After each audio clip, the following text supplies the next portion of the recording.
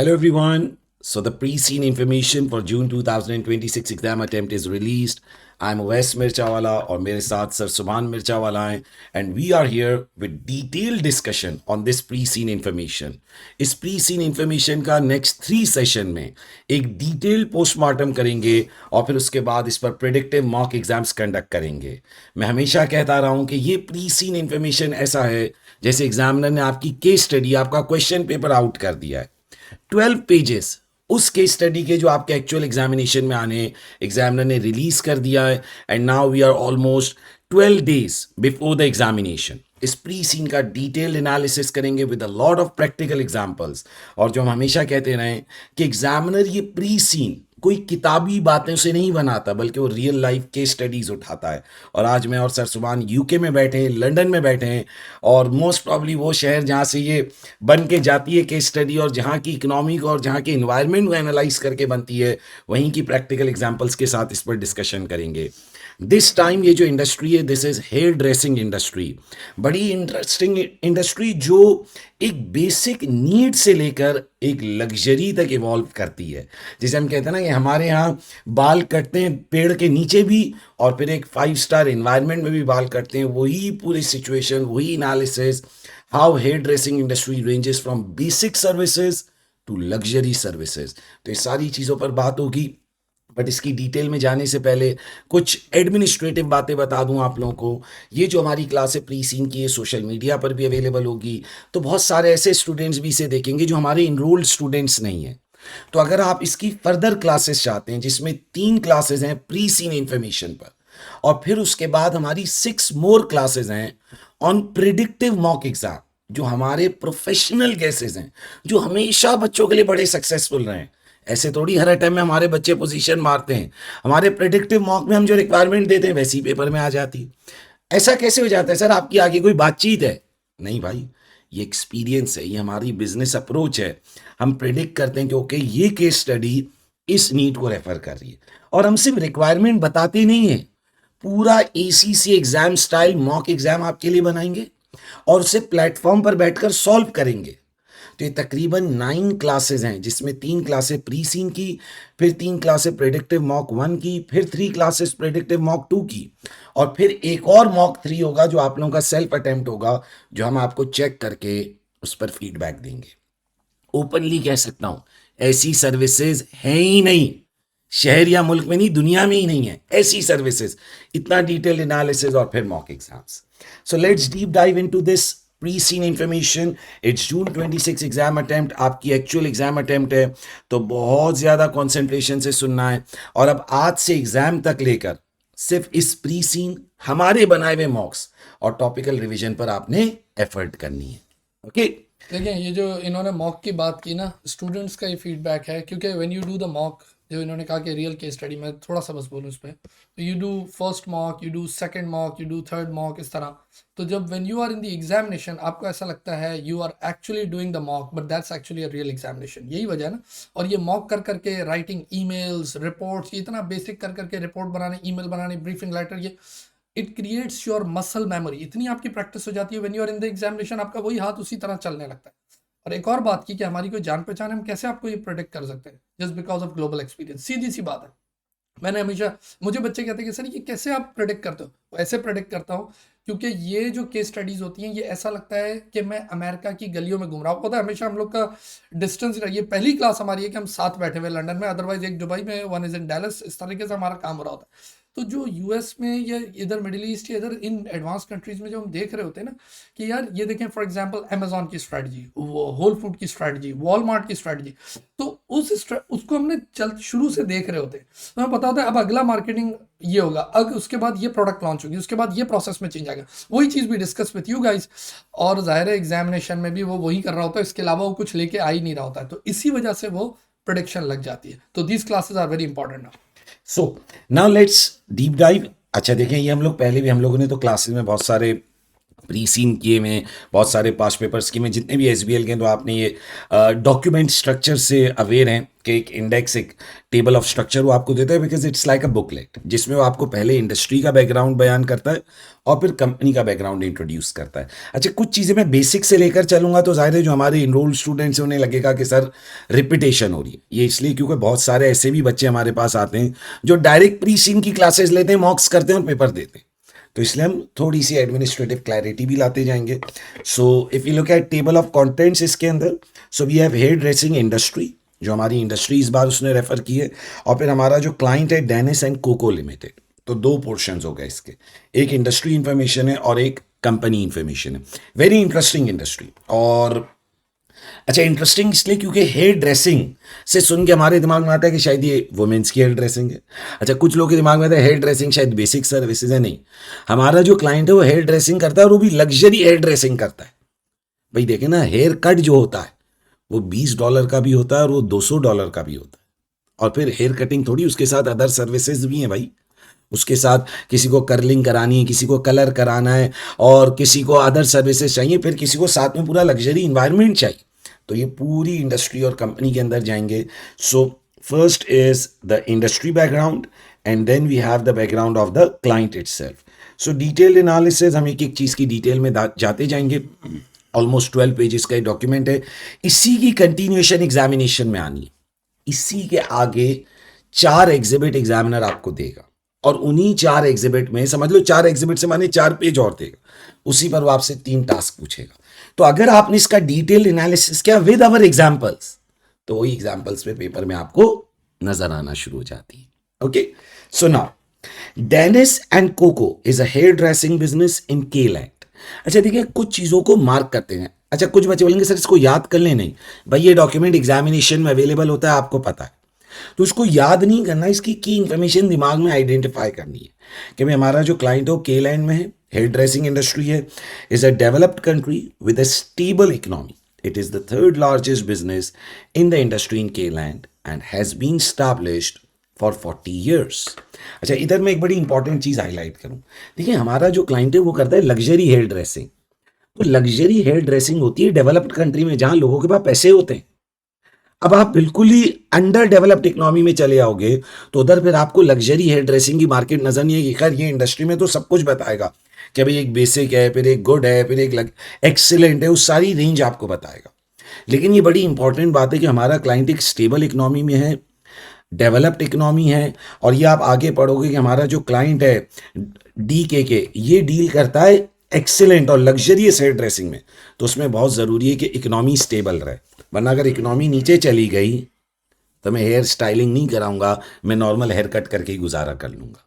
देखिए, pre scene जो document है ना, वो ये एज्यूम करता है, क्योंकि अभी it's going to be broken into 2 pieces. जैसे अभी शुरू होगा ना हेयर ड्रेसिंग इंडस्ट्री, एग्जामिनर ये एज्यूम करता है कि आपने कभी बाल नहीं कटवाए, आपको पता ही नहीं है इस इंडस्ट्री का।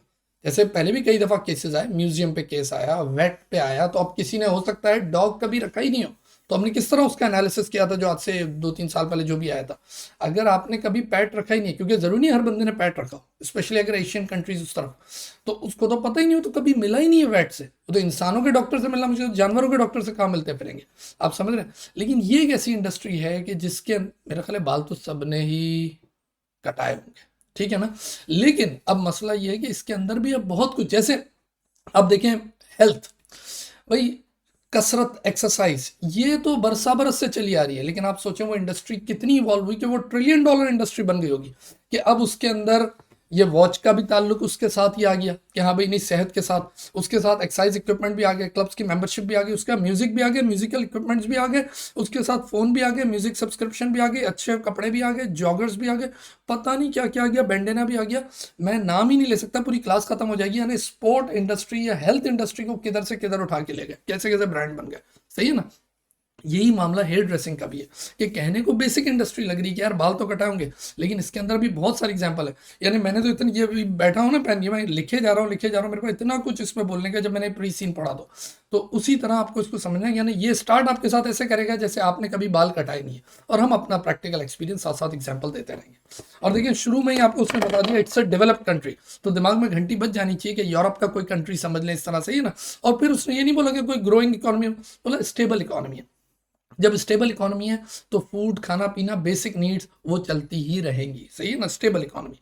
सर हेयर ड्रेसिंग इंडस्ट्री, एक और point, and has been establish for 40 years. पहले ही पैराग्राफ में उसने आपको क्या बोल दिया, इदारे की एज भी बता दी। तो दिमाग में घंटी बज जानी चाहिए कि ये नया इदारा नहीं है, यानी 40 साल पुराना है। तो अगर एग्जामिनेशन में सवाल कल्चर पे आ गया तो आपको पता होना चाहिए कि इस इदारे का कल्चर एक स्ट्रॉन्ग कल्चर होगा। हम कल्चर पढ़ चुके हैं, पैराडाइम स्ट्रॉन्ग होगा, कल्चर स्ट्रॉन्ग होगा। इसको बदलना इतना आसान यानी रेवोल्यूशन से नहीं आएगा, बल्कि स्लोली स्लोली अगर आपको कंसल्टेंट बनाया गया तो एवोल्यूशनरी प्रैक्टिस आएगा। इधर जो प्रैक्टिसेस, बिहेवियर, ये सारी चीज़ों को देखिए पहले ही पैराग्राफ में बहुत कुछ बता दिया। इदारे का नाम बता दिया, इंडस्ट्री बता दी, मुल्क बता दिया, स्टेबल इकोनॉमी है क्या है, कितना साल है, एज है, सब कुछ बता दिया। तो एक दिमाग बनना शुरू हो गया। Sir hair dressing industry in Kayland. The hair dressing industry provide services to man, women and children. अच्छा, ये मैंने इसलिए हाईलाइट किया क्योंकि एक स्टूडेंट ने बोला सर ये इंडस्ट्री तो ज़्यादा वुमेन ओरिएंटेड है। हाँ, कुछ हद तक हेयर ड्रेसिंग वुमेन ओरिएंटेड है, लेकिन सिर्फ ऐसा नहीं है भाई, it's a man oriented industry भी। जैसे अक्सर बच्चे कहते हैं सर ये आपकी दाढ़ी ऐसी क्यों रहती है, हमारी दाढ़ी ऐसी क्यों नहीं आती, तो भाई इसमें पूरी मेहनत करनी पड़ती है। ये सर सुबह लोग जानते हैं कि मैं सुबह सुबह उठा देता हूँ, इस पर इतना काम करना पड़ता है। तो इट्स एन इवॉल्विंग इंडस्ट्री, फिर इसमें मैन, वुमेन, चिल्ड्रन, हर तरह के लोग इन्वॉल्व है। Okay, the services are provided to clients in shops which are known as saloons by trained staff, hair dressers। अच्छा, ये बहुत इंपॉर्टेंट है, आपको पता है हेयर ड्रेसर एक सर्विस इंडस्ट्री की तरह, एक टीचर, एक डॉक्टर की तरह है भाई। यानी मेरा हेयर ड्रेसर फिक्स्ड होता है, मैं उसके अलावा किसी और से बाल नहीं कटवाऊंगा। अगर एक हेयर ड्रेसर आपके हेयर ड्रेसिंग को चेंज कर दे, आपकी पूरी शक्ल चेंज हो जाएगी, पूरी अपीयरेंस आपकी चेंज हो जाएगी। तो अब आपने क्या कहा कि भाई जी आप बोलो। जैसे इसमें ट्रेन्ड स्टाफ है, पढ़े लिखे हेयर ड्रेसर्स हैं, और आप आगे पढ़ोगे कि बाकायदा यहाँ हेयर ड्रेसर्स ऐसे बात की जा रही है जैसे अकाउंटेंट है कि उनका सीपीडी भी होगा, कंटिन्यूइंग प्रोफेशनल डेवलपमेंट भी होगी, उनकी क्वालिफिकेशन। क्योंकि आप सोचो ना, नए तरह के इक्विपमेंट, वो टूल्स आ रहे हैं, नई तरह की वैक्स आ रही है, ये सब आ रहा है, तो अब कैसे उसे यूज करना है। तो हेयर ड्रेसिंग इंडस्ट्री में बाकायदा कंटिन्यूअस मुसलसल प्रोफेशनल डेवलपमेंट, फिर स्टार्ट में उसकी क्वालिफिकेशन, ये सारी चीजें इंक्लूडेड है। अब मैं आपको बताऊं एक बात इंपॉर्टेंट, सही है ना। एक होता है अंडर डेवलप नेशन, वहां तो बाल काटने वाला, सीधी बात है, छोटू मेरे साथ लग जा, वो गाने वाने गाते हुए बाल काटते काटते छोटू सीख जाता है, जैसे मैकेनिक की दुकान पे सीखता है, सीधी बात है, सही है ना। अगर आप लोग मुझे किसी अंडर डेवलप नेशन से देख रहे हैं तो ये बिल्कुल नॉर्मल है। अंडर डेवलप नेशन का जो लग्जरी भी होगा, अंडर डेवलप नेशन का जो लग्जरियस्ट भी होगा, वो भी डेवलप नेशन के उस बेसिक को नहीं पहुंच सकता। मैं आपको एग्जांपल देता हूँ, क्योंकि मैंने 10 साल अमेरिका में बाल कट रहे हैं, तो मैं आपको इसमें सबसे अहम चीज़ है जो मैं बोलूँगा वो है लाइसेंस। ये कितनी अहम बात, मैं काबिल हूँ, मेरी ट्रेनिंग है, मेरा 20 साल, forget about it. Are you licensed, then you can touch, समझ रहे हैं। अब मैं तो खैर इसका एक इन्फ्लुएंसर भी रहा हूँ, ये हेयर ड्रेसिंग इंडस्ट्री है ना, इसमें मैं as a social media influencer भी रहा हूँ। मेरी कई रील्स बनी है जिसके लिए मैंने मार्केटिंग की है, जैसे बड़ा फेमस ब्रांड बजूका चार्ली टेक्सास में, उसके लिए। तो मेरा जो हेयर ड्रेसर कमाल बंदा है, सही है ना, आप लोगों ने कई दफ़ा देखा भी, वो बोलेंगे तो पिक्चर भेजूं, तो उसको मैं बोलता हूँ यार मुझे कभी इधर पैचेस वगैरह लगाने, उसने कहा I am expert in it but I can not touch, मैं इस काम को कर नहीं सकता, reason I am not licensed. यानी इसका मतलब सोचें कि ये बाल काटने की इंडस्ट्री हाईली रेगुलेटेड है, जैसे इन्होंने कहा अकाउंटेंट और इस तरह, तो लाइसेंस वाली बात। अच्छा, फिर इंश्योरेंस, हाईली इंश्योर्ड, क्योंकि आप इंसान के साथ खेल रहे हो, सही है ना। उसके जरा एक कट लग गया, कोई चीज हो गई, कोई ऊंच नीच हो गई, वो 1 मिनट में सू करेगा।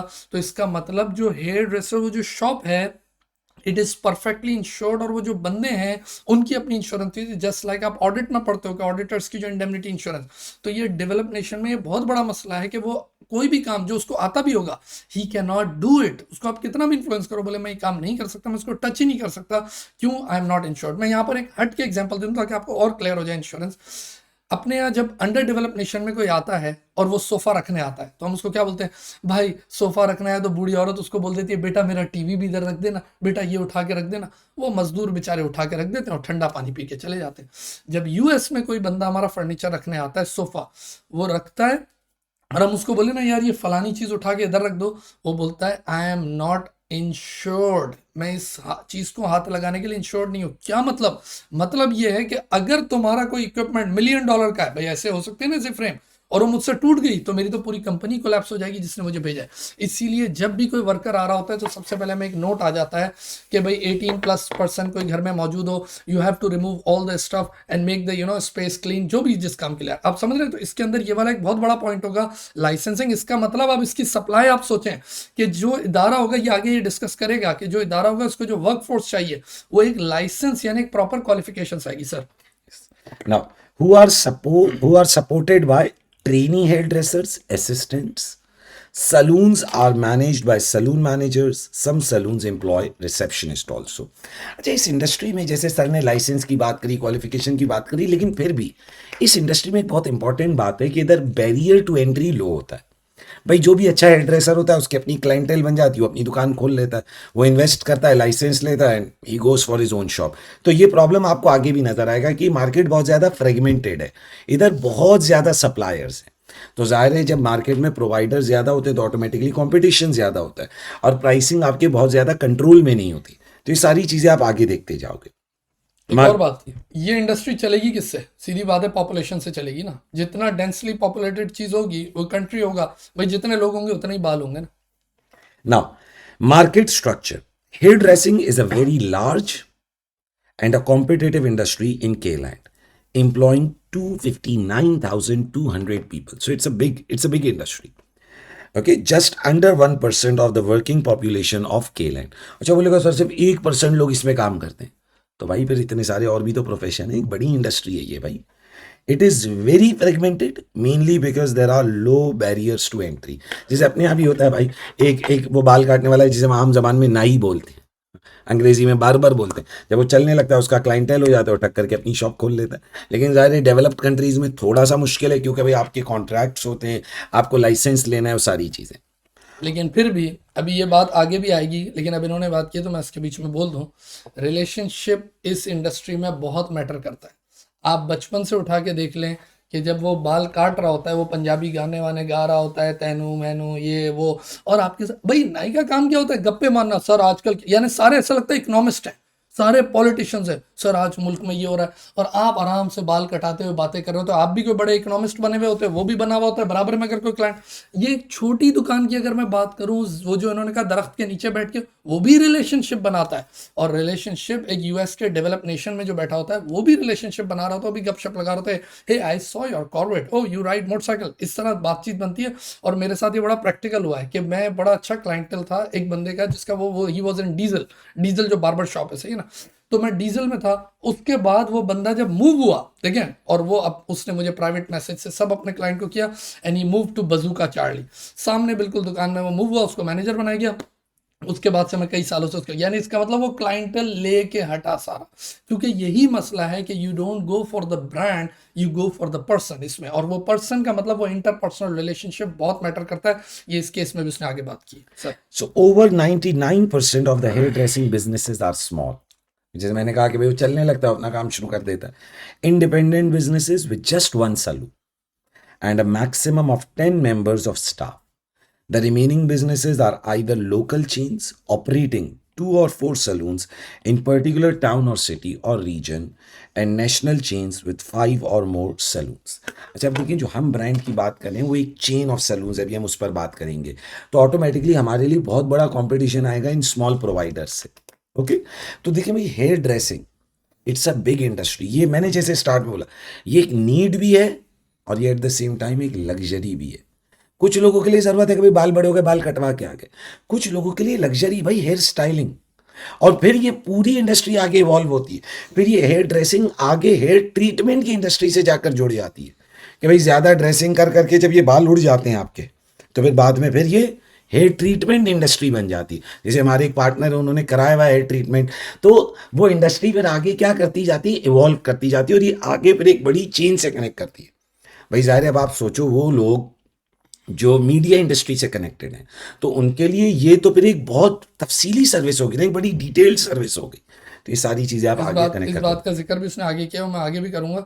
लेकिन ये पैराग्राफ आप समझ गए ना कि एक होती है नॉर्मल, जैसे ही खोलें ओवैस बार्बर शॉप, मैं खोलूँ सुभान बार्बर शॉप, आप कोई खोलें XYZ बार्बर शॉप, एक तो ये बार्बर शॉप होगी, और एक हो गई चेन हो गई जो लोकल सिटी में चेन हो गई या ओवरऑल स्टेट में चेन। जैसे स्पोर्ट क्लब्स है वेरी फेमस यूएस में, ग्रेट क्लब्स है, कट्स हैं, इसी तरह आपने इंटरनेशनल चेन बड़ी फेमस सुनी होगी, टोनी एंड गाय, कितना बड़ा ब्रांड है, सही है ना। ये डीजल हो गई, ये सारे, तो ये कैसी चेन्स हैं, ये फिर इनके बहुत सारे स्टोर्स होंगे। अच्छा, फिर इनके अपने ब्रांड्स भी होते हैं, इन्हीं के टोनी एंड गाय का वो gel, Toni and Guy oil, ये सारी बातें भी आगे वो करेगा। दिमाग बनाते जाओ, सही है ना। No single business dominates the market. The three largest businesses are national chains and generate less than 3% of the total revenue between them. Over 98% of hairdressing businesses have revenue of less than $500,000, below which is below average business revenue in K-Line. देखें, क्योंकि market में competition कम है, और sorry barrier to entry कम है, तो competition ज़्यादा है। Repeat कर दूं, बैरियर टू एंट्री कम है। भाई बैरियर टू एंट्री क्यों कम है? मैं एक अच्छा हेयर ड्रेसर हूँ, मेरे अपने 50 क्लाइंट हो गए जिनके मैं रोजाना एक कंपनी में जॉब करके बाल काटता था। अब मुझे अपना बिजनेस शुरू करना, मैं लाइसेंस लूंगा एंड आई स्टार्ट इट। ज़ाहिर है, जब मैं हेयर ड्रेसर बना था तो मेरे पास क्वालिफिकेशन तो होगी, so I can simply go for it. मैंने अपनी एक छोटी सी शॉप करी, अपने क्लाइंट से डील करे, अपना रेवेन्यू कमाया एंड दैट्स ऑल। क्योंकि बैरियर कम है तो कॉम्पिटिशन ज़्यादा है। बैरियर कम, बैरियर टू एंट्री, एंटर होने की रुकावट। छोटी सी शॉप लेकर तो काम शुरू करना है, 2 सीट लगानी और शुरू काम। बैरियर कम है तो कंपटीशन ज़्यादा है। तो अब इस पूरे मामले में जो नेशनल चेन्स होती है उनके लिए मामला मुश्किल हो जाता है, क्योंकि सारे नेशनल चेन्स को एक बड़ी कॉस्ट मेंटेन करनी पड़ती है, उन्हें एडमिनिस्ट्रेशन भी मेंटेन करनी पड़ती है। तो ये एक बड़ा कंपटीशन इशू बनेगा हमारे लिए आगे। एक बहुत बड़ा मसला पता है क्या है, ये मिर्चा वाला की तरह नहीं है कि अभी हम दोनों बातें कर रहे हैं और हंड्रेड्स ऑफ एडमिशन हो भी गए होंगे, या हम दोनों अभी निकल जाएंगे बाहर शॉपिंग करने और लोग पढ़ भी रहे होंगे, और ये वाला बिजनेस नहीं है। इसमें somebody has to do the job, सही है ना। इसका मतलब वो कितना भी क्वालिफाइड हो जाए दुनिया का, पूरी दुनिया भी उसको लाइसेंस दे दे, what he can do maybe 5 to 10 clients per day। तो हमें भी, मैं खुद जिनके साथ मेरा इतना रिलेशन है उनको भी पकड़ना मुझे इतना मुश्किल होता है। जब भी मैं पाकिस्तान, मेरा पाकिस्तान में भी एक खास बंदा है, और मैं पाकिस्तान में तो घर पे करवाता हूँ सारा काम उससे, उसका तो खैर मैं नाम नहीं ले सकता हूँ, इज़ वेरी फेमस, और वो ज़ाहिर है वो मीडिया के साथ बड़ा स्पेसिफिक और एक्सक्लूसिव है, तो वो घर आके करता है, एक दोस्ती है। लेकिन उसको भी पकड़ना बहुत मुश्किल है, यानी यूएस से लेके पाकिस्तान तक मैं देखता हूँ इस इंडस्ट्री में, दोज हु आर एक्सपर्ट, उनको पकड़ना, या तो फिर कोई ऐसा हो जाए रोबोट्स बन जाए और दिन रात काम होता रहे, सही है ना। आगे वैसे मैं थोड़ी बात कंपटीशन पे करूंगा, जो इसको टेक्नोलॉजी किस तरह compete कर रही है और कल्चर, वो बात करेंगे। अच्छा, ये रोबोट्स अब आ गए बाय द वे, जो आपके बाल काट देते हैं, लेकिन वो स्टैंडर्ड हेयर कट करेंगे। सो there are 3 different types of client experiences offered by the industry. One is a basic experience, जो हम में से ज़्यादातर लोग कराते हैं। Level of service is low, only a small range of services. Hair cut कर देंगे, बियर्ड कर देंगे, छोटा मोटा काम कर देंगे, लेकिन भाई इसमें कुछ लोगों के कॉम्प्लेक्स कर्ली हेयर है, उसे स्ट्रेट करना है, स्ट्रेट हेयर को कर्ली करना है, कलर करना है, फिर बाकायदा कुछ लोगों को स्ट्रेट पर एक लंबे अरसे के लिए स्ट्रेट बाल चाहिए होते, तो उसका अलग ट्रीटमेंट है।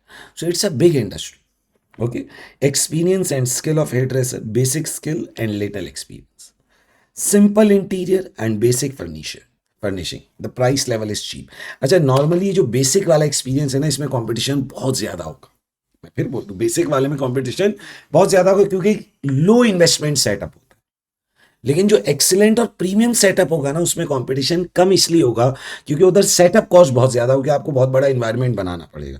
यानी उधर आप डायरेक्ट दुकान लेके 10 चेयर नहीं डाल दोगे, आपको एक लाउंज भी बनाना पड़ेगा, आपको कॉफ़ी टी उसके लिए भी बंदा बिठाना पड़ेगा, आपको पूरा एक्सपीरियंस क्रिएट करना पड़ेगा। यानी जो इन्होंने टर्म यूज़ किया ना एक्सपीरियंस की, जैसे हम लोगों ने आपको बजट एयरलाइन पढ़ाई थी, और हम लोग वो जो नो फ्रिल स्ट्रेटजी आपको पढ़ाते हैं हमेशा के स्टडीज़ और इनमें, कि क्या होता है, you just get a basic product, you just get a basic product, सही है ना, सफ़र कर लिया, दैट्स इट, सब कुछ नहीं मिलेगा। बिल्कुल यहाँ भी ऐसा है कि what is the basic product, बाल काट दिया, अरे बाल तो ऐसे ही कट जाते हैं, दरख्त के नीचे कटा लो, कहीं भी कटा लो। लेकिन जब इन्होंने एक टर्म यूज़ की, they give you a complete experience, वो फिर बिल्कुल अलग चीज़ है। जैसे कुछ हैं जो थीम पे बनते हैं, जैसे स्पोर्ट्स की थीम पे बनते हैं, अमेरिका में ऐसे अच्छे बने हुए स्पोर्ट्स की थीम पे, कि जो सॉकर खेलने वाले हैं, जो सॉकर के फैंस हैं वो उधर, जो हार्ले डेविडसन चलाने वाले राइडर्स, उनकी थीम ही अलग है, उनके स्टोर उन्होंने बनाए हुए कि आप अंदर जाओगे आपको ऐसा लगेगा आप कोई राइडिंग से, जो एयरक्राफ्ट आने वाले, जो वेटरन्स के लिए बनाए, किसी फौजी ने बनाई होगी दुकान, तो वो उस हिसाब से बनी होती है, पूरी थीम ही अलग होती है, यानी दैट्स अ डिफरेंट एक्सपीरियंस। फिर ज़ाहिर ऑब्वियसली जब होता है तो कॉम्प्लीमेंट्री, फिर उन्होंने वो स्नूकर वगैरह रखा होता है, पूरा बोर्ड रूम ऐसा कि आपको फील, फिर आप बैठते हो, आपके जूते वूते पॉलिश कर देते हैं, ऐसी चेयर बनाई हुई है, ऐसे मज़े मज़े के जेंटलमैन क्लब्स उन्होंने बनाए हुए हेयर सैलून के लिए। मैंने सारे एक्सपीरियंस मैं बता रहा हूँ, यानी वो कमाल होता है, वो it's not a hair cut, it's actually an experience.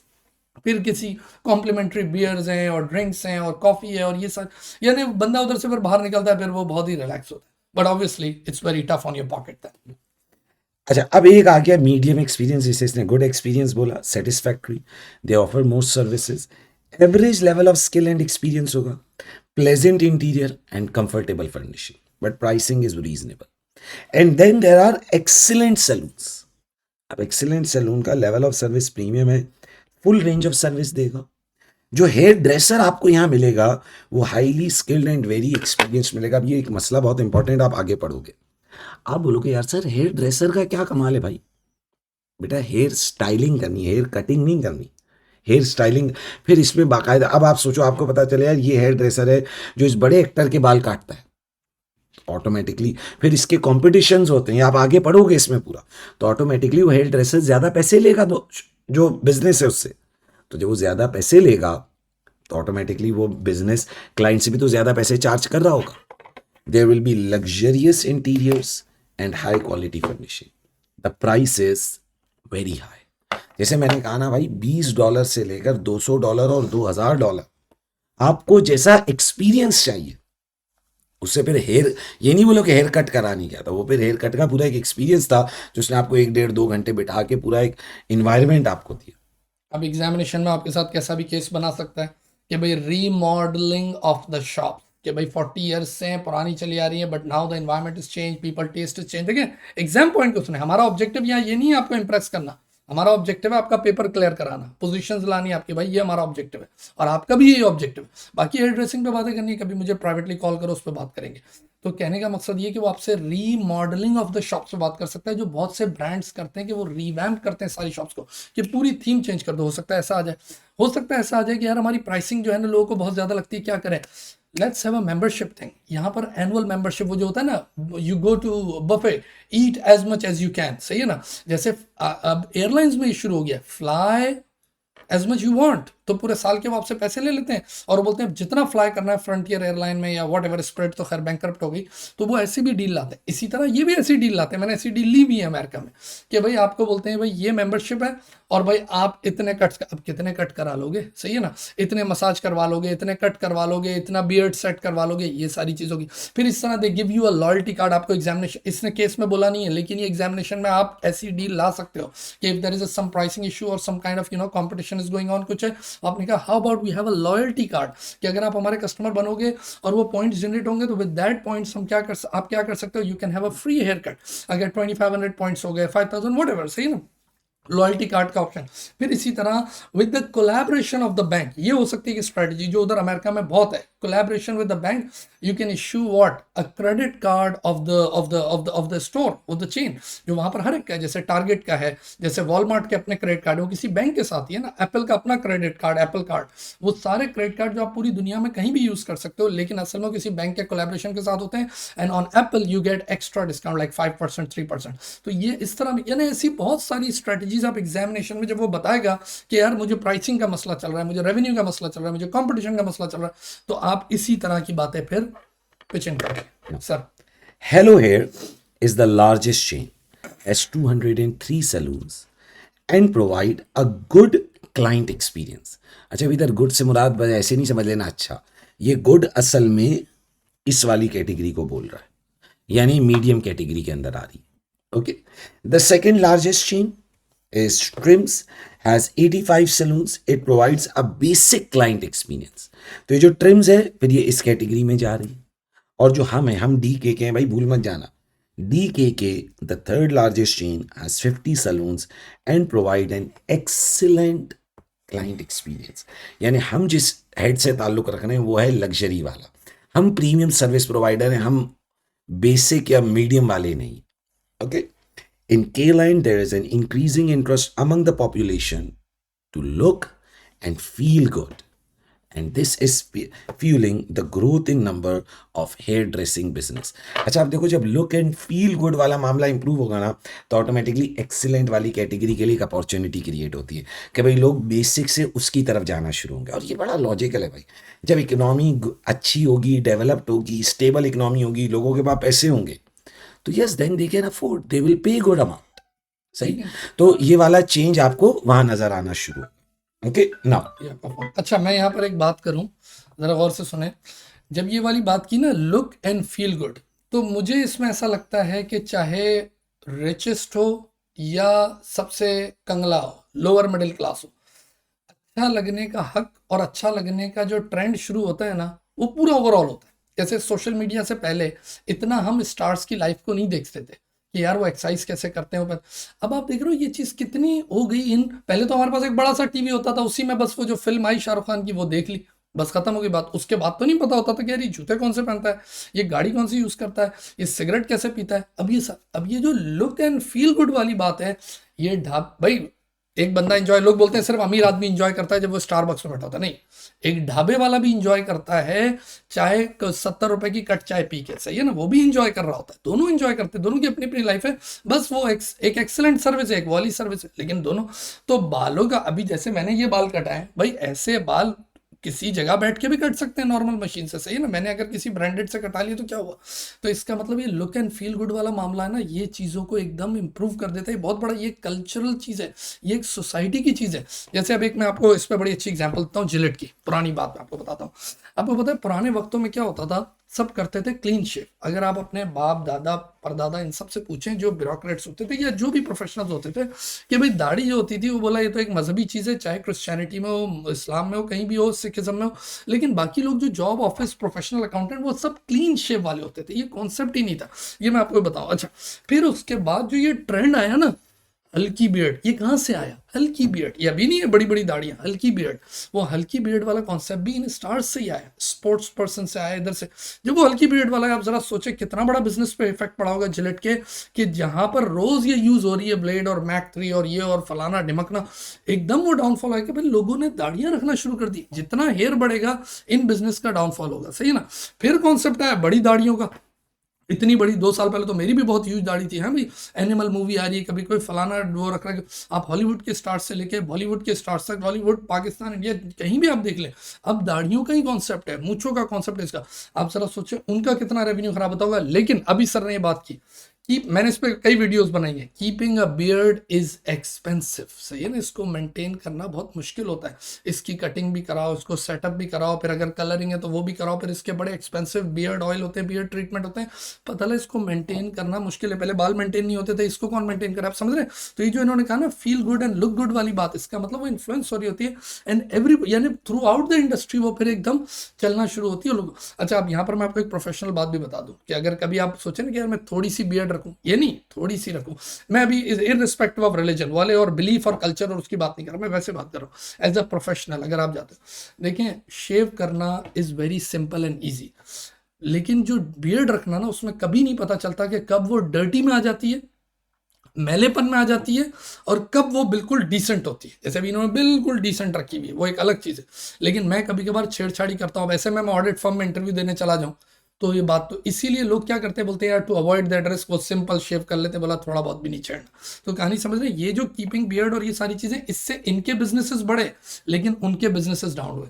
अच्छा, कुछ कल्चरल इशू भी है, वो मैं आपको बताऊँ, बड़ा इंपॉर्टेंट, क्योंकि मैं उनके साथ जब जा रहे, मैं सोशल मीडिया तो मैं उनके साथ डिस्कस भी करता रहता हूँ। अमेरिका में एक बड़ा चक्कर है, देखिए ये भी एक टेक्नोलॉजी ने भी बड़ा इनको टफ टाइम दिया है। पहले अपने को बियर्ड सेट कराने किसके पास जाना होता था, even if you want little beard और समथिंग और शेव, उसके लिए अपने को जरूर बार्बर शॉप जाना होता था। अब आपके पास ऐसे ऐसे ट्रिमर्स हैं, उनके क्या क्या ऑप्शन है, बूम बूम सारा काम हो जाता है, ऐसा ही है। तो इसका मतलब technology is actually the competitor of what, of that industry. मिसाल के तौर पर रोटी मेकर, भाई रोटी मेकर जो रोटी बनती है उसका कॉम्पिटिटर ही हुआ ना। इलेक्ट्रॉनिक आपकी जो जो मशीन है, वॉशर ड्रायर, वो क्या करता है भाई, वरना पहले अपने को कपड़े सुखाने इन सब चीज़ों के लिए बाहर देना पड़ता था, धोबी को, वो ड्राई क्लीनर को, इनको। लेकिन अब ऐसी मशीन आती है, डाला बटन दबाया, बम बम बम, सारा काम हो गया। रोबोट्स आ गए हैं जो पानी देते हैं गार्डन को, पूरा दिन देते रहते हैं, सोलर से एनर्जी लेते हैं और करते हैं। तो इसका मतलब पूल क्लीनर, ये technology is actually the competitor of service industry, ऐसा ही है। अब मैं कह क्या रहा था, मैं ये बात भूल गया। खैर एनीवेज, हाँ, कल्चर की बात आ रहा था। तो मैंने अपने एड्रेसर से पूछा, जैसे इन्होंने अभी बात की कि यार लोग पैचेस लगाते हैं और हेयर ट्रांसप्लांट करते हैं, अमेरिका में ये कॉन्सेप्ट नहीं है। अब बोलोगे यार अमेरिका इतनी बड़ी इंडस्ट्री और उसमें कॉन्सेप्ट नहीं है। आपने अमेरिकन बड़े बड़े स्टार्स देखे होंगे, गंजे हैं, यस और नो, वही आपका जो रॉक है, सही है ना। अमेरिकन पुलिस ऑफिसर्स को आप देखें, इतना, मैं खुद पुलिस का पार्ट भी रहा हूँ, सिटीजन पुलिस का, पुलिस वाले आपको ऐसे ही स्टाइल में मिलेंगे, गंजे।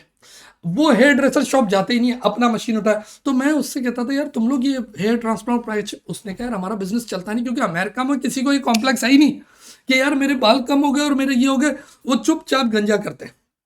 चुपचाप गंजा करते हैं, सुबह उठे गंजा शेव किया, खत्म, निकल गया, और लगते भी बड़े स्मार्ट है उसमें कि हाँ भाई ये पुलिस ऑफिसर। आप देखना जितने लोग इतने बड़े बड़े स्टार्स, वो सब ने गंजा किया हुआ था। इसका मतलब इस इंडस्ट्री का बिजनेस डाउन होगा if the people are not complex because of the colour, because of the hair, because of this. वो बोलते हैं ऐसी की तैसी ये कर दिया सर। तो कल्चर का बड़ा इंपैक्ट आएगा इस इंडस्ट्री पे, जो इसने लिखा है look and feel good sir. So now the staffing. अच्छा देखिए, टिपिकल प्री सीन ऐसे ही चलता है, पहले आपको इंडस्ट्री इंट्रोड्यूस करता है, फिर आपको स्टाफ बताता है, फिर रिस्क बताता है, चैलेंजेस बताता है, केपीआईज बताता है, रेगुलेटर के बारे में बताता है। आपने अगर प्री सीन देखे हुए पास्ट में, तो यही इसकी हमेशा एक अप्रोच रही है। Types of staff: hairdressers. Hairdressers provide hairdressing services to the clients. They also supervise and help to teach trainees in the saloon. Obviously ये सबसे की स्टाफ है। जैसे समझ लो एक इंस्टीट्यूट में टीचर है, एक हॉस्पिटल में एक डॉक्टर है, तो हेयर ड्रेसिंग बिजनेस में एक हेयर ड्रेसर है कि भाई वो कैसी सर्विसेज प्रोवाइड कर रहे हैं। Then there are assistant trainees. Assistants are training to become hairdressers. They may be studying at a college. सही। अच्छा, अब ये एक हो सकता है कि पार्ट टाइम हेयर ड्रेसिंग सीख रहे हैं, वरना इसकी पूरी प्रॉपर क्वालिफिकेशंस है। ये आप आगे पढ़ोगे कि प्रॉपर पढ़े लिखे ट्रेन्ड हेयर ड्रेसर्स होते हैं and working under the supervision of a hair dresser. जैसे आप अपनी इंडस्ट्री में एसीसी में होता है ना भाई, आर्टिकलशिप करने जा रहे हैं, तो ये भी आर्टिकलशिप करते हैं in the saloon to learn hairdressing skills.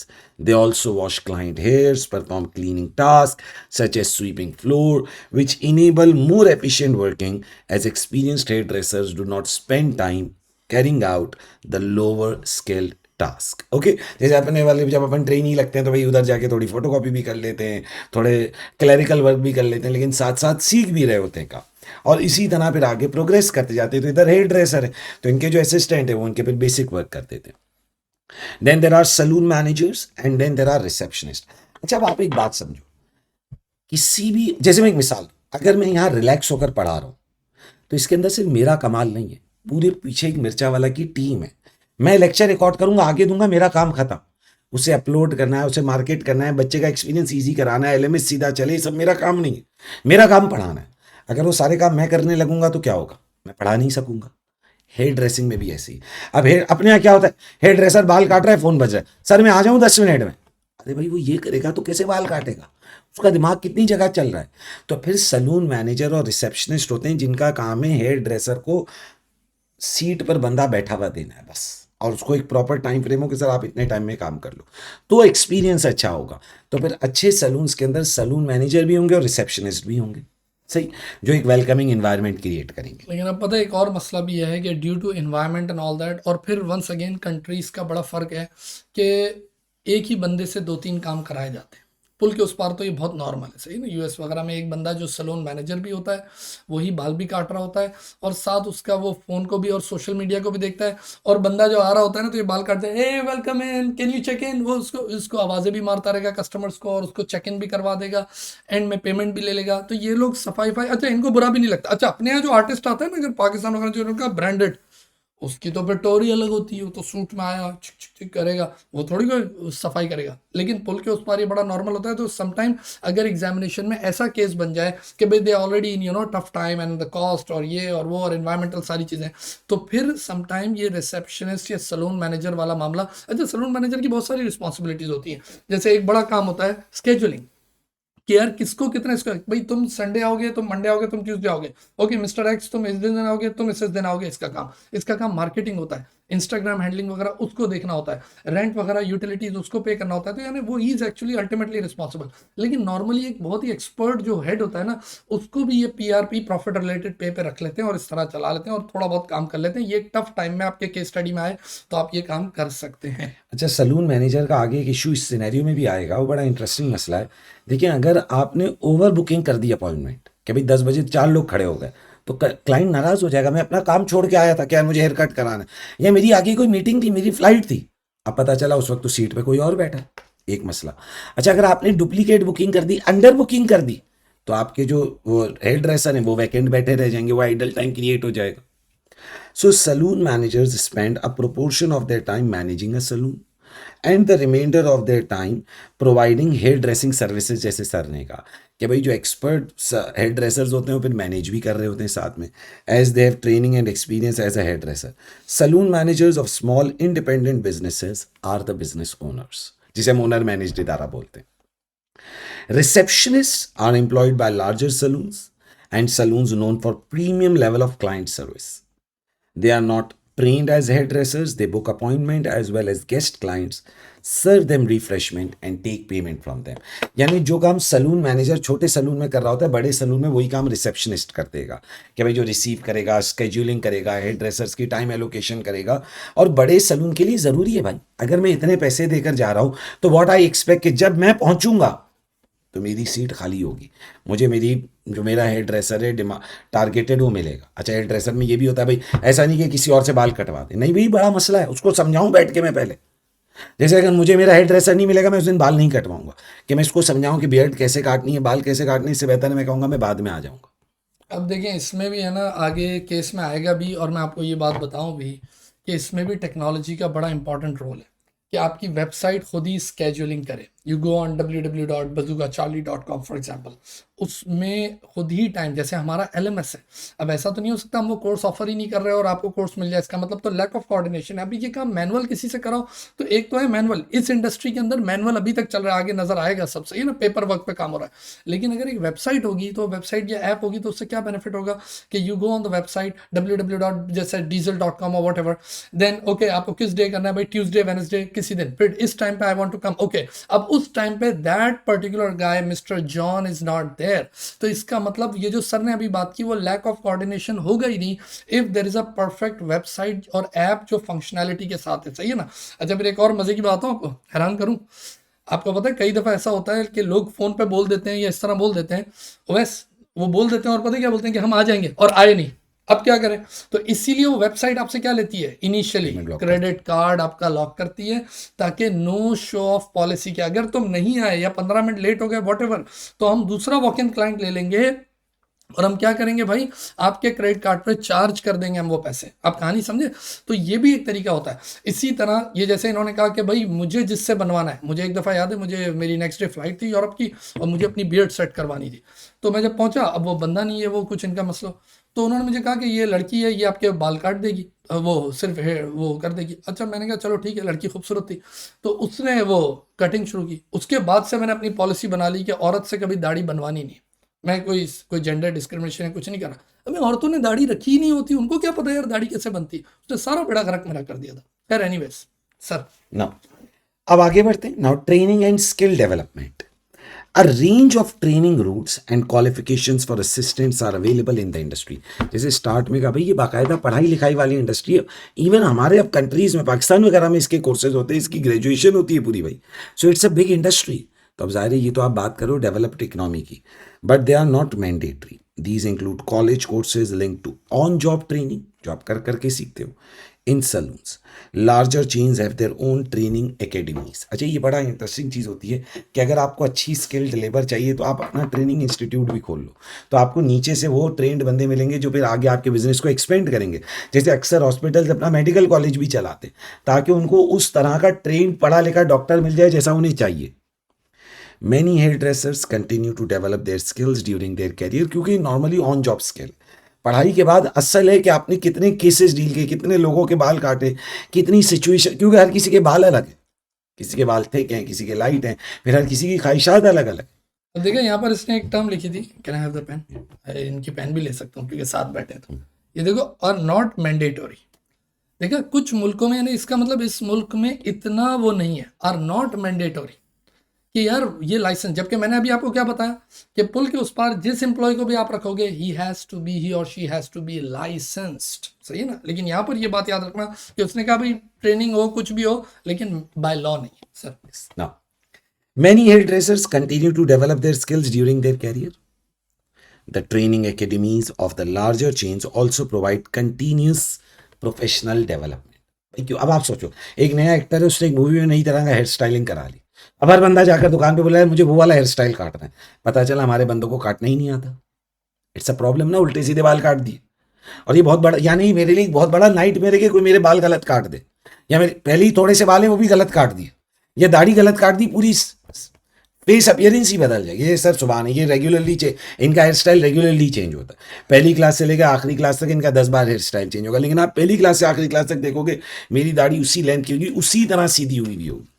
आपको पता है मैं कितना ट्रस्ट करता हूँ अपने हेयर स्टाइलिस्ट पे, कि जब वो मेरे बाल वगैरह सब काट देते हैं ना, और मेरे चश्मे तो उतरे हुए होते हैं, फिर वो मुझे बोलते हैं कि भाई वो ज़ाहिर है आपको दिखाते हैं कि सर देख लो ये वो। मैं कहता हूँ आई डोंट वांट टू सी। यही तो ट्रस्ट है मुझे तुम्हारे स्किल्स पे, इतना कॉन्फिडेंस है कि अब मुझे, जैसे आप लोग को हम पे ट्रस्ट है कि भाई जो हमारा प्रोसेस है उसको जब आप फॉलो कर लेते हो यू गेट द पोजीशन। भाई जिस पे आपने ट्रस्ट किया उस एक्सपर्ट पे, फिर उस प्रोसेस पे पूरा ट्रस्ट करना है। तो मैं आखिर में बाल अपने देख के नहीं जाता, घर जाके फिर मेरी वाइफ ही मुझे बुरा भला जो बोल रही होती है, ऐसे लोग फीडबैक दे रहे तो अलग है, लेकिन बाकी मैं कुछ भी नहीं बोलता, उसको नहीं देखता उसमें। So continuous professional development opportunities for their hairdressers. Hairdressers can also access CPD at conferences and seminars. These are often run and or sponsored by global hair care product brands. अब ये बड़ा इंटरेस्टिंग है, hair care product brand का hair dresser के business में क्या interest है भाई? बहुत बड़ा इंटरेस्ट है। उसकी जेल बेचनी, उसकी क्रीम बेचनी, यही तो उसका बियर्ड ऑयल बेचना है। तो हेयर ड्रेसर को बताते हैं देखो हमारे बियर्ड ऑयल से नई तरह की स्टाइलिंग हो सकती है। तो अब हेयर ड्रेसर ही तो लोगों को उसकी आदत डलवाएगा। सही, जैसे वो दवाई बनाने वाली कंपनियां डॉक्टर से रिलेशनशिप रखती हैं, ऐसे इधर हेयर केयर प्रोडक्ट्स बनाने वाले हेयर ड्रेसर से रिलेशनशिप रखेंगे। इसीलिए अब जो आप देखें ना, अब आप हेयर सैलून में जाएंगे तो there is always a section for the products. और हेयर ड्रेसर को सबसे ज़्यादा पैसा जो मिल रहा होता है ना, एक तो हेयर कटिंग पे तो मिलता है, बट दूसरी चीज़ होती है जिसको कहते हैं अप सेलिंग। वो उसने करनी होती है, वो आपके ऊपर अप्लाई करता है, आखिर में सर ये जेल लगा दूं, फिर आप उससे तोड़े यार व्हाट अ फ्रेग्रेंस यार ये, फिर वो उसकी तारीफें कर रहे होते हैं। यानी असल में बातें करते करते अब ये इतने, असल में जो हेयर्स, जैसे आप लोग को मैं कहता हूँ you are no more an accountant, you are a business manager. अब जो आप ACCA पढ़ते हो और आप ये जो सारे सब्जेक्ट्स पढ़ रहे हो, तो क्या पढ़ रहे हो? आप सिर्फ CFO बनने के लिए थोड़ी पढ़ रहे हो, you become a CEO, you become a business manager, ऐसे ही नहीं है। तो यही हालत जो है अब इनकी है कि ये बाल काटते काटते, पहले फालतू बातें करते थे, अब बाल काटते काटते ये किसी तरह आखिर में आपको प्रोडक्ट भी पहनाते हैं, क्योंकि उससे तो कुछ प्रोडक्ट्स इनकी अपनी इन हाउस होती है, कुछ अदर ब्रांड्स की, फॉर एग्जाम्पल टोनी एंड गाय की, इसकी या जैक ब्लैक की, पूरा एक सेक्शन बना होता है और उससे इनको बड़ा कमीशन मिलता है। Now, in general, the more practical experience a hairdresser has and the more training they do, the higher their hairdressing skills are, and that's very much logical. ये तो जैसे भाई कर करके आएगा ना, प्रैक्टिस एक्सपीरियंस से आएगा। Hairdressing competitions, both national and international, provide hairdressers with the opportunity to demonstrate their skill. अब आप इस इंडस्ट्री को देखो यार, आप में से वो लोग जो एक अंडर डेवलप्ड कंट्री में रह रहे हैं वो सोच रहे होंगे भाई ये हेयर ड्रेसिंग है या चार्टर्ड अकाउंटेंट बना रहे हैं। इन्होंने इंडस्ट्री को कितना इंटरेस्टिंग बना दिया, इसकी पढ़ाई डाल दी, इसके कंपटीशन डाल दिए, इसका CPD डाल दिया, तो ऑटोमेटिकली इंडस्ट्री की वैल्यू बढ़ गई, इंडस्ट्री में एक्टिविटी आ गई। इसके तो बड़े इवेंट्स होते हैं, जैसे मैं इसको कंपेयर करूं टैटू इंडस्ट्री के साथ, सही है ना, टैटू के साथ इसको कंपेयर करूं तो ये जो टैटू बनते हैं इसके लिए तो बड़े बड़े कंपटीशन होते हैं और बड़े बड़े इवेंट्स होते हैं न्यूयॉर्क और इधर ये हेयर ड्रेसिंग के। और उसके बाद जिनको इसमें अवार्ड और वो मिलते हैं ना, वो फिर हेयर ड्रेसर खुद बड़े बड़े इन्फ्लुएंसर हैं, मिलियंस ऑफ फॉलोअर्स, वो अपने सोशल मीडिया पर अब जरा देखिए कैसा बिजनेस कैसा कनेक्ट हो रहा है कि भाई उन इवेंट्स में गए, उधर जाके उन्होंने सारा काम किया, ऐसा टैटू बनाया, ये वो, या ऐसी हेयर स्टाइलिंग की और उसका सोशल मीडिया पे डाला, and then they grab more client. फिर लोग उनसे पूछते हैं hey where do you provide your services, यार मैं 2 दिन डैलस आता हूँ, 2 दिन न्यूयॉर्क जाता हूँ। ऐसे ऐसे आर्टिस्ट हैं जो पूरे US में घूम रहे होते हैं, उनके पास टाइम ही नहीं है, ऐसी हालत है, global artist sir. Winning a competition has a significant positive impact on a hairdresser's reputation within the industry and with the clients. Some hairdressers use social media platforms to showcase their skills, engage with the current and potential clients, and promote their services. Okay? तो बेटा आप देखें industry क्या है, staffing क्या है, पढ़ाई क्या है, अब क्या सर्विसेज ऑफर हो रही है। Washing, dyeing and where requested, styling the hair. ये बड़ी इंटरेस्टिंग सर्विस है भाई। हेयर कट से ज्यादा इंपॉर्टेंट है हेयर स्टाइलिंग, कि वो आपके हेयर को, भाई आप समझो, एक मिसाल ले लो, मुझे भाई अक्सर लो एक मिनट, जब शादी होती तो शादी में आपकी अपनी आप दूल्हे होते हो, तो दूल्हे होते हो तो आप हेयर स्टाइलिंग करा के जाते हो ना ताकि तस्वीरें अच्छी हैं, या खाली कट करा के खुद बाल बनाओगे। वो बाकायदा हेयर स्टाइलिंग करके जेल वेल लगा के आपको बिल्कुल एक समझो ना एक प्रोडक्ट डब्बे में डाल के भेज देते हैं, छेड़ना नहीं इसको बिल्कुल। सो फिर इसमें स्टाइलिंग वगैरह पूरा काम आ जाता है। Okay, for example creating temporary curls using heated hair style tools. लेकिन अब इधर सर ने बड़ी इंटरेस्टिंग बात बताई, अब ये जो टेक्नोलॉजी प्रोडक्ट्स हैं इन्होंने बड़ा मामला चेंज कर दिया भाई। अब मैं हर रोज बियर्ड सेट कराने जाऊंगा तो नहीं उसके पास, तो मेरे पास अपना इक्विपमेंट मेरे बैग में था, मैंने निकाला, मैंने खुद सेट किया और मैंने एक बार उसको देख के सीख लिया, फिर मैंने इंटरनेट पे ऐसे प्रोडक्ट्स ढूंढे और मैंने ले ली। ये मैं तो अपनी बेटियों को रोज देखता हूँ कि वो रोज रात को अपना ट्रीटमेंट खुद ही कर रही होती है, कभी कुछ लगाए हुए हैं, कभी कुछ बनाया हुआ है, फिर वो स्किन केयर ट्रीटमेंट ये वो, यानी अब घरों में ही ये सारे ट्रीटमेंट एक से एक हो रहे हैं because of the technology, tools, equipments and because of the social media जो आपको बताता है how to curl your hair. यानी जरूरी नहीं बगैर इक्विपमेंट के भी काम कर लेते हैं लोग, पता नहीं रातों रात क्या कर रहे होते हैं। तो अब ये सारी चीजें, अवेलेबिलिटी ऑफ इन्फॉर्मेशन भी है, availability of tools and equipments भी अब तो एआई ना, एआई सबसे बड़ा हेयर ड्रेसर कौन होगा? Cutting, styling the hair by trimming or cutting it. Perming, creating permanent waves or curls in hair using chemicals. ज़्यादातर ये फीमेल्स को टारगेट करता है, लेकिन भाई ऐसा नहीं है, मेल्स भी बड़े बड़े बाल रखते हैं और ये पूरा ट्रीटमेंट भाई घंटों बैठते हैं ट्रीटमेंट कराने के लिए। Colouring, changing the colour of the hair temporarily और परमानेंटली यूजिंग केमिकल्स। अच्छा, अब कलरिंग कुछ लोगों के लिए नीड है, जैसे सर के लिए कि भाई वाइट हो गए तो ब्लैक कराने, और कुछ लोगों के लिए कलरिंग एक लग्जरी है कि भाई उन्हें डिफरेंट कलर्स चाहिए वैसे भी। सही, जैसे सर ने कहा फील एंड लुक गुड, ये सिर्फ जेंडर की बेस पे नहीं, एज से भी रिस्पेक्ट है। कभी आपकी एज सर की तरह हो गई है 50, लेकिन फिर भी आपने भाई क्या करानी है, आपने फील करना है, लुक गुड करना है, बालों को आपने थोड़ा थोड़ा कट, ज़्यादा कट, ये सब आपने करना है। सही ना, इसी तरह स्ट्रेटनिंग, कन्वर्टिंग वेवी और curly hairs into straight hair. अच्छा, कितनी अजीब बात, जिनके सीधे बाल हैं उन्हें कर्ल कराना है, जिनके कर्ली हैं उन्हें सीधे कराना है। फिर grooming, shaving and beard, Moustache treatment. तो ये इट्स अ बिग इंडस्ट्री भाई। एक अच्छा हेयर ड्रेसर आपसे अच्छे खासे पैसे जेब से निकलवा सकता है। सर ये कर दूं, सर ये कर दूं, सर आज फेशियल कर दूं, सर आज ये, इतना सारा काम वो कर देगा। Services are often combined, for example a client may have hair washed and a cut. करवाने जाते कम काम, वो ज्यादा पूरा कॉम्बो बना देता है, ये भी करते हैं, ये भी करते, सर ये पूरा कॉम्बो लगा हुआ है। Clients usually book appointments for the services in advance and pay for the service at the time of delivery. लेकिन अब देखो, इसके अंदर सर ने जो प्रॉब्लम बताया वो एक रियल प्रॉब्लम है, एग्जाम की बड़ी इंपॉर्टेंट इश्यू है, ये आ सकता है एग्जाम में और ये हम मॉक में देंगे भी कि भाई क्या मसला है, क्लाइंट ने अपॉइंटमेंट बुक कराया नहीं आया, क्या लड़ लोगे उससे? उसकी पेमेंट होल्ड करनी होती है उसके कार्ड पे, कुछ एक सर्टेन पेनल्टी। क्योंकि देखो उस टाइम पर हेयर ड्रेसर क्या करेगा, फारिग बैठा रहेगा, क्योंकि हमने तो आपके लिए टाइम ब्लॉक किया हुआ था। Some salons specialized in particular services such as grooming. अच्छा, इसमें भी भाई स्पेशलाइजेशन है। आपको पता है कुछ सैलून्स बियर्ड सर्विस नहीं देते। जैसे मैं बताऊं, जैसे सर ने कहा कि भाई फीमेल से बियर्ड का काम नहीं करो, बिल्कुल लॉजिकल है। अब मैं आपको बताऊं, मैं नॉर्मली उसी बंदे से बियर्ड का काम कराता हूं जिसकी या तो खुद बियर्ड हो, जो है मेरा हेयर ड्रेसर हो, ताकि उसको पता तो कि इसको डील कैसे करना है। खुद गंजा है और बालों की स्टाइलिंग कर रहा है, तो भाई हो सकता है उसे आता हो, लेकिन पॉइंट ये है कि क्या उस चीज को फील कर सकता है, उस लुक को, ये इंपॉर्टेंट है। Services offered will also be impacted by demographics of the local population. Densely populated है, लो populated है, जेंडर बैलेंस क्या है। तो मैंने आपको जैसे ये बात बोली कि कुछ लोगों को कॉम्प्लेक्स नहीं होता, जैसे मैंने अमेरिका की मिसाल दी ना, हर बंदा गंजा कर लेता है, कोई बड़ी बात नहीं। For example, younger clients often want to experiment with color, and so there are several saloons specializing in color in the major cities where many young people live. Very much logic. भाई ज़्यादा बूढ़े लोग हैं तो simple cut ही कराएंगे, उनका बाल ही थोड़े से बच्चे क्या स्टाइलिंग करेंगे। सही, लेकिन अगर यंग पॉपुलेशन है तो फिर वो पूरी स्टाइलिंग करेंगे। Small single salon businesses and local chains tend to open 5 days a week. अच्छा, ये बड़ी इंपॉर्टेंट बात है भाई, वो क्यों बता रहा है 5 days a week? तो हो सकता है एग्जाम में ऐसी कोई सिचुएशन हो जिसमें नंबर ऑफ डेज या नंबर ऑफ आवर्स बढ़ाने की बात हो। ये देखें क्या लिखा, बिटवीन 9 एंड 17 आवर्स, यानी 5 बजे 5 PM तक। अब देखें, ये एक बहुत बड़ा सीन है। जो लोग जॉब कर रहे हैं उनके लिए, उनको, जैसे मैं आपको इस पे एग्जांपल दूं, मेरे एक दोस्त है, स्टूडेंट भी है, उसने ना रेस्टोरेंट ये यूएस में चेंज खोली। उसने कहा मेरा सबसे ज़्यादा बिजनेस जो मज़े का चलता है ना, वो रात को 12, 10, 11, 12, 1, 2 बजे, यानी इन द 1 AM, यानी मिडनाइट के बाद चलता है। बोला तूफान चलता है, क्यों?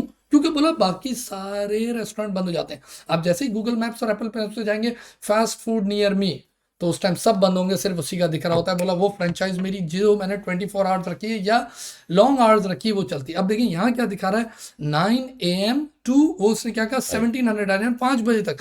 तो इसमें तो बहुत से लोग जॉब पे जाते ही वो।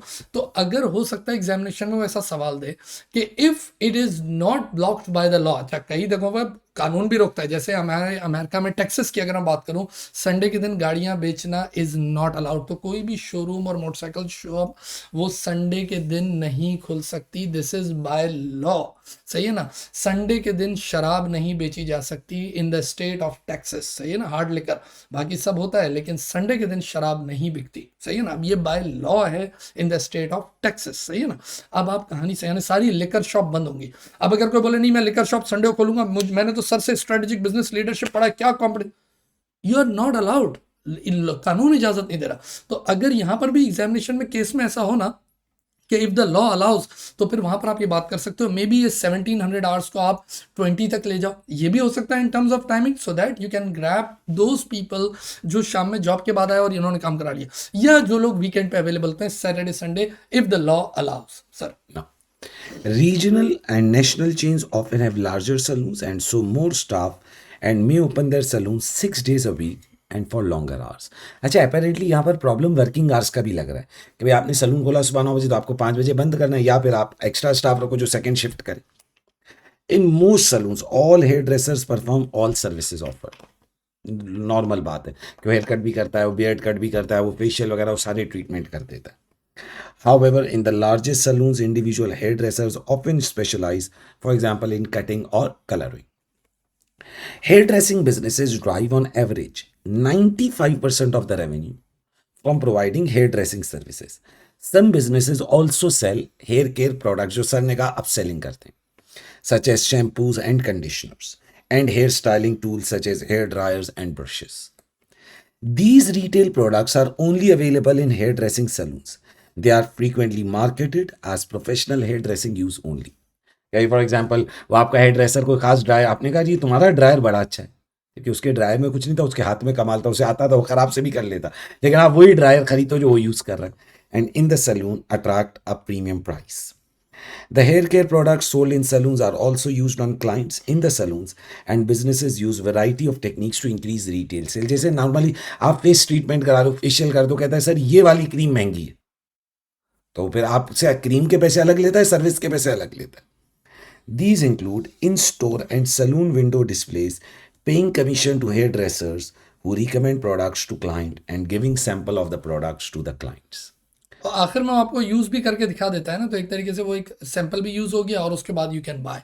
अच्छा ये जो प्रोडक्ट्स की बात की ना, फॉर एग्जांपल हेयर कटिंग है, वॉशिंग है, वो ये वही प्रोडक्ट्स रखना चाहते हैं, डिपेंड्स ऑन द सलून के, जिसमें इनको प्रॉफिटेबिलिटी ज़्यादा हो, कम वक्त में ज़्यादा पैसे कमा सकें. फॉर एग्जांपल रेस्टोरेंट कुछ रेस्टोरेंट पता क्या करते हैं, वो बोलते हैं यार डिस्करेज करते हैं कि कोई सिर्फ मीठा खाना है, ओनली द स्वीट, क्योंकि बोला उसमें वो बैठे होते हैं आहिस्ता आहिस्ता खा रहे होते हैं, बातें करते हैं. या फॉर एग्जांपल एक शीशा ले लिया हुक्का और 6 लोग बैठ गए स्लो स्लो स्लो करते, you are engaging my table. पर स्क्वायर फुटेज मुझे रेवेन्यू कमाना है, स्पेशली अगर मैं बात करूं यहाँ यूके जैसी जगह की, कि जहाँ बड़ी कंजेस्टेड जगह हो, लंदन जैसी जगह सही है ना, यूरोप जैसी जगह, तो वहाँ पर तो यूं क्लाइंट को फारिग करना होता है. तो वो बोलते हैं यार जब तक ये क्लाइंट बैठा रहे पैसे बनने चाहिए. फॉर एग्जाम्पल मेन कोर्स हुक्का है, या फिर कुछ रेस्टोरेंट ने पॉलिसी रखी होती है हुक्का पे भी, for example you can have your own हुक्का. ऐसा नहीं हो सकता कि एक होगा या एक से ज़्यादा 2 लोग सिर्फ उसको स्मोक कर सकते हैं. तो अगर 6 बंदे बैठे हैं तो एटलीस्ट 3 तो ऑर्डर करो हुक्का. ऐसा नहीं हो जाए कि एक के पीछे ही सब, तो वो बाकायदा पॉलिसी बना के रख देते हैं. कुछ जगहों पर वो ये पॉलिसी भी रखते हैं, मैंने ऐसे रेस्टोरेंट में भी गया हूँ, you can only set for 2 hours, उससे ज़्यादा आप नहीं बैठ सकते, आपको उसके बाद हम उठाएंगे यहाँ से, सही है ना. तो बिल्कुल यही हाल हेयर सलून का भी है कि वो प्रोडक्ट्स उन्होंने मैक्सिमम बेचनी है. फॉर एग्जांपल हेयर कटिंग में ज़्यादा फायदा है, वॉशिंग में ज़्यादा फायदा है, या कलरिंग में ज़्यादा फायदा है, या फेशियल में, ताकि उसको ही हम बेचें और उसमें हम maximum we make the numbers. Okay so आज की डिस्कशन को यहाँ रोकते हैं. आज हमने इंडस्ट्री पर बात शुरू करी, एक बड़ी डिटेल डिस्कशन करी. हमने इंडस्ट्री पर बात करी कि how this industry is evolving, और जैसे सर ने कहा कि एग्जामिनर आपको इंट्रोड्यूस ऐसे करता है जैसे आप कभी गए नहीं हो सलून, तो आपको उसी तरह बेसिक से डिस्कस करा रहा है. फिर हमने different types of experience, staffing, training and development और सर्विसेज ऑफर्ड, इस पर बात करी. सो देखें ये सीरीज के अंदर हम प्री सीन का डिटेल्ड एनालिसिस विद एग्जांपल्स कर रहे हैं, और ये जो हम बातें कर रहे हैं ये ऐसे ही नहीं कर रहे भाई.